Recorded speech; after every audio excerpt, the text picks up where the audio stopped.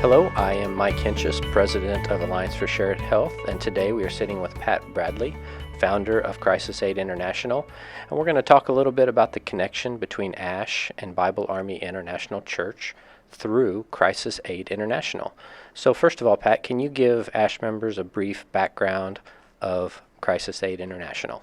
Sure, Mike. It was in February of 2000, I was in South Sudan, and it's where I witnessed firsthand the results of genocide that triggered massive starvation, disease, danger, massive amounts of human suffering. And God had burned it in me that I couldn't just walk away. And so I returned back to the States and began raising money and awareness and started flying.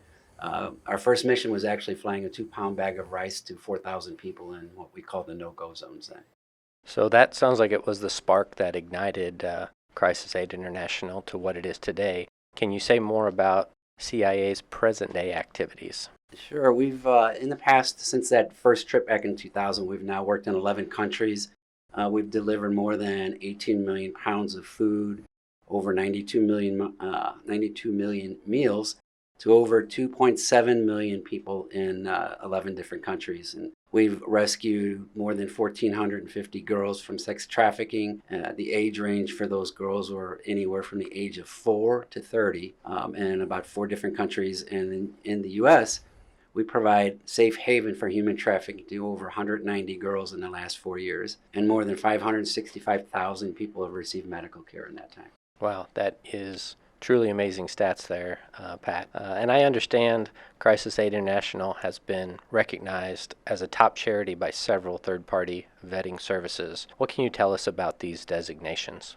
Well, first of all, we're very grateful that we received these rankings. They're not easily obtained, and actually one of the vetting organizations, which reviews more than 1 million nonprofits, ranked Crisis Aid in the top 1% of all nonprofits in the USA. So to me, personally, integrity and transparency, not with just donors, but everyone, is a non-negotiable, and it's something we're very proud of. Very good.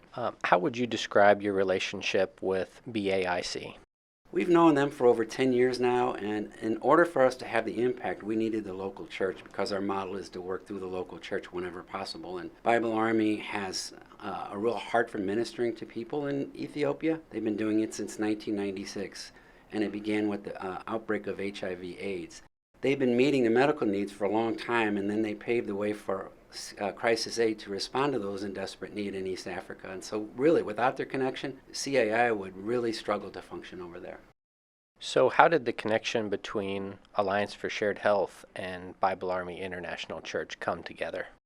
Oh, I've known Corey Durbin for a long time, since 2001, and over coffee one day, he shared with me how ASH was responding to healthcare crisis in the U.S., yet it wanted to be part of a healthcare sharing ministry that predated 1999. And you immediately thought of Bible Army Church? Oh yes, definitely. It was a natural fit because you take their name, Bible Army International Church. While Bible Army was having a significant impact sharing the gospel by meeting the medical needs of its members and those of local villages, it also had a vision to establish an international membership. Once her team reviewed the ASH Statement of Beliefs and was comfortable adapting those for their international members, a path was cleared to conjoin the members so that ASH could become a health sharing ministry of Bible Army Church. And what is the impact to BAIC from this relationship? Oh, the financial impact is exponential. $1 is equivalent to 32 in Ethiopia. So for just $1 per member per month contribution has allowed for the completion of a new pediatric hospital that will open in June. And when phase 2 is done, it will have 100 beds in it. So it will literally save the lives and restore hope in an area that had no medical care whatsoever. And this would not be happening right now without ASH. And Pat, as we wrap things up here, is there anything else you would like to convey to ASH members? Just to say thank you. I know ASH is growing itself into an incredible alternative to traditional healthcare, and I just hope and pray that each member sees that they are an integral part of something so much bigger.